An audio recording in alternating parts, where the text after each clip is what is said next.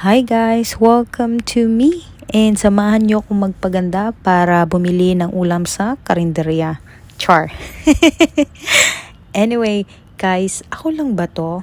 Ako lang ba yung dumating na sa point na hindi na ako nag-i-expect ng loyalty from friends, family, or sa relationship? Parang detached na ako. And actually, mas masaya pag ganun. Talaga.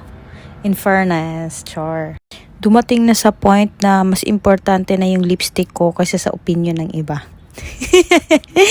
Kasi nga guys, alam mo yun, pag nag-focus ka and baka seryoso mo sa buhay and nag-overthink ka sa future, kung kayo ba, kung magiging ganyan ba, mas lalong pinapahirapan mo yung sarili mo. Kaya ako, ginagamit ko lang talaga yung utak ko pag importante lang. Hala.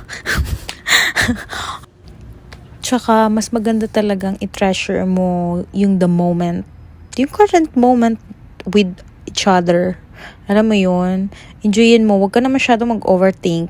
Like, yun ang importante. Kasi at the end of the day, naniniwala talaga ako, not all relationships na maglalast ng long. And it's okay. Kasi part yun ng life. Hay, napakawais ko dyan, char.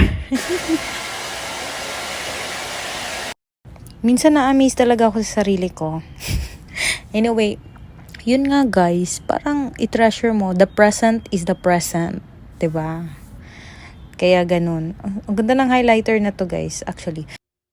Move on, take the lesson, and level up. Yun yung importante guys. Dapat, at the end of the day, kasama mo sarili mo. Like, hindi talaga mawawala yung pagmamahal mo sa sarili mo. Para mabilis ka agad get up, charot. Anyway guys, ayan lang aking munting get ready with me, char. Hope you like it guys. I'll see you in the next video. Goodbye and good night and good morning. Mwah.